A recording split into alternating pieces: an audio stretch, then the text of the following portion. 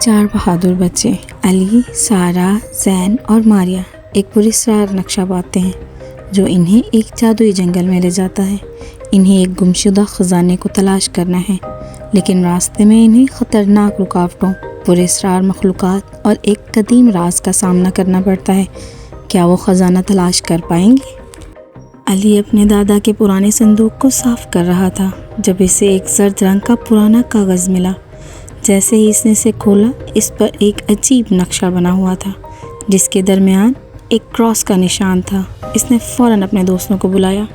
نقشے کے مطابق خزانہ شاہی جنگل کے اندر تھا جہاں جانے کی کسی کو اجازت نہیں تھی۔ بچوں نے رات کی تاریکی میں جنگل کے دروازے کو پار کیا۔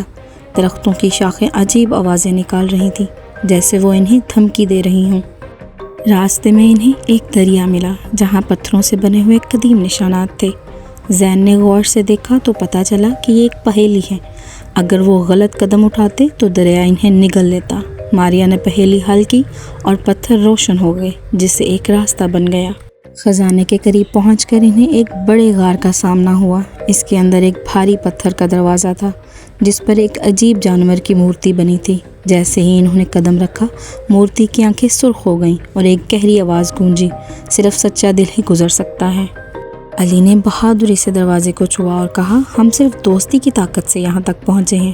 دروازہ کھل گیا اور اندر چمکتے ہوئے زیورات نہیں بلکہ ایک قدیم کتاب تھی جس میں لکھا تھا، حقیقی خزانہ علم اور دوستی ہے۔ بچوں نے سمجھ لیا کہ ان کی مہم کا اصل انعام ایک دوسرے کے ساتھ گزارے گئے لمحات تھے۔ وہ خوشی سے گھر لوٹے، لیکن اب ان کے پاس ایک اور پراسرار نقشہ تھا، شاید اگلی مہم کا۔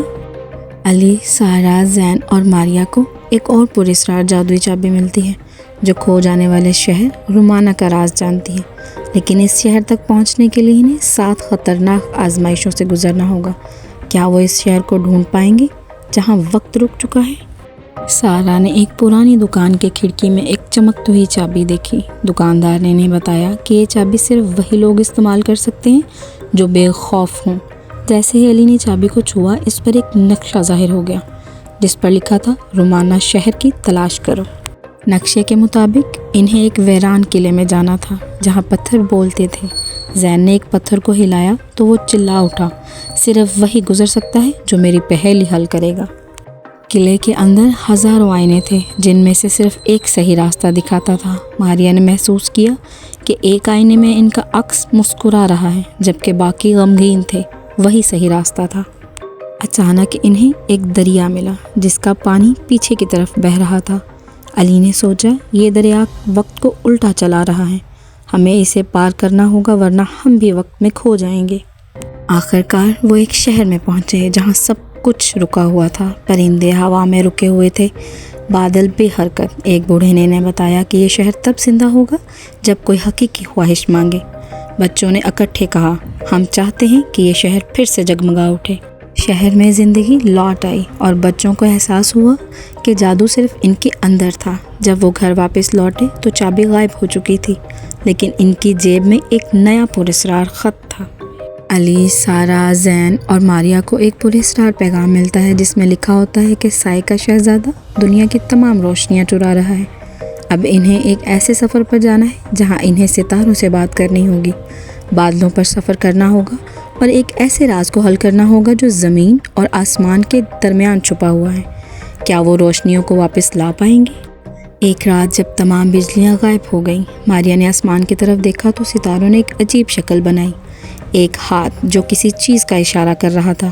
زین نے فوراً اپنی کتاب میں دیکھا تو پتہ چلا کہ یہ سائے کے شہزادے کا نشان ہے جو روشنی چرا رہا ہے۔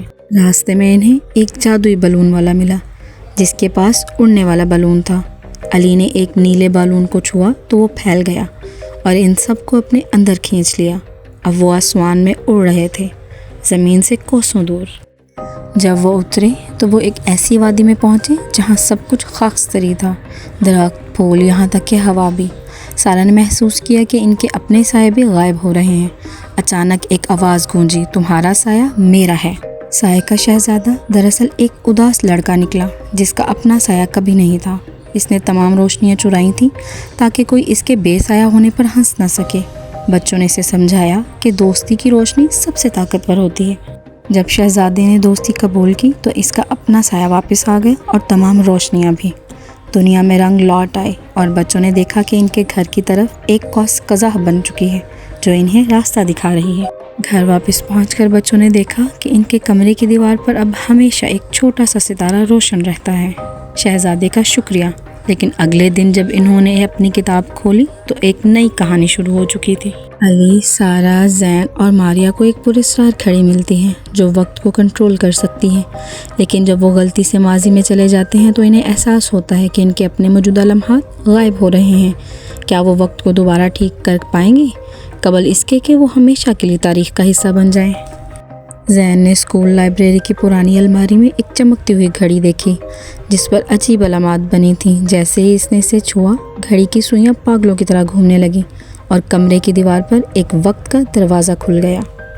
بچے خود کو 100 سال پہلے کے اپنے ہی شہر میں پاتے ہیں جہاں گھوڑا گاڑیاں چل رہی تھیں، لیکن خطرہ تب ہوا جب انہوں نے دیکھا کہ ان کے ہاتھ ٹرانسپیرنٹ ہو رہے ہیں۔ موجودہ وقت انہیں بھول رہا ہے۔ انہیں پتہ چلا کہ کسی نے ماضی میں ایک اہم واقعہ بدل دیا ہے۔ انہیں یہ معلوم کرنا ہوگا کہ کون سی چیز تبدیل ہوئی ہے۔ کیا یہ وہ درخت تھا جو کبھی نہیں لگایا گیا، یا وہ خط جو کبھی نہیں پہنچا؟ وہ ایک پراسرار گھڑی ساز کے پاس پہنچے جو دراصل وقت کا محافظ تھا۔ اس نے انہیں بتایا کہ ہر ضائع ہونے والا لمحہ ایک ستارے کو بجھا دیتا ہے۔